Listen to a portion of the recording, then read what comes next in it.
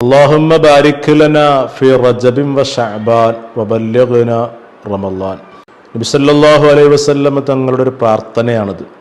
അല്ലാഹുവേ, റജബ് മാസത്തിലും ശഅബാൻ മാസത്തിലും ഞങ്ങൾക്ക് ബറക്കത്ത് ചെയ്യണമേ, റമളാൻ മാസം ഞങ്ങളിലേക്ക് പെട്ടെന്ന് ആഗതമാക്കിക്കൊണ്ട എന്നുള്ള അതിമഹത്തായ നല്ലൊരു പ്രാർത്ഥന.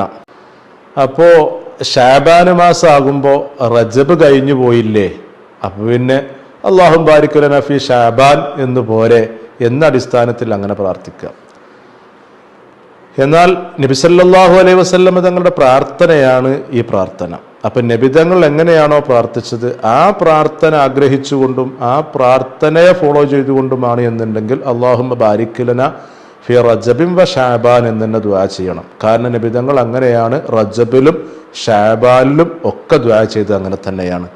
റജബ് കഴിഞ്ഞുപോയി വിചാരിച്ചുകൊണ്ട് റസൂലുള്ളാഹിന്റെ പ്രാർത്ഥന അല്ലാഹുമ്മ ബാരിക് ലനാ ഫീ ശഅബാൻ എന്ന് പറഞ്ഞുകൊണ്ട് വന്നത് കണ്ടിട്ടില്ല. നേരെ മറിച്ച് ശഅബാൻ മാസം ആയാലും റസൂലുള്ളാഹി അല്ലാഹുമ്മ ബാരിക് ലനാ ഫീ റജബിൻ വ ശഅബാൻ എന്ന് തന്നെ ദ്വായിച്ചത്.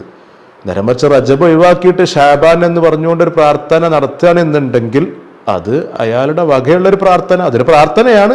പക്ഷെ റസൂലുള്ളാഹിന്റെ പ്രാർത്ഥന എന്നുള്ളത് പറയാൻ പറ്റൂല. അയാൾ അങ്ങനെ പ്രാർത്ഥിച്ചു, അതൊരു പ്രാർത്ഥന, അത്രേ ഉള്ളൂ. നേരെ റസൂലുള്ളാഹിന്റെ പ്രാർത്ഥന എന്ന് പറയുമ്പോൾ അല്ലാഹുമ്മ ബാരിക് ലനാ ഫീ റജബിൻ വ ശഅബാൻ എന്ന് തന്നെ ദുആ ചെയ്യണം. അത് തന്നെയാണ് അദബും.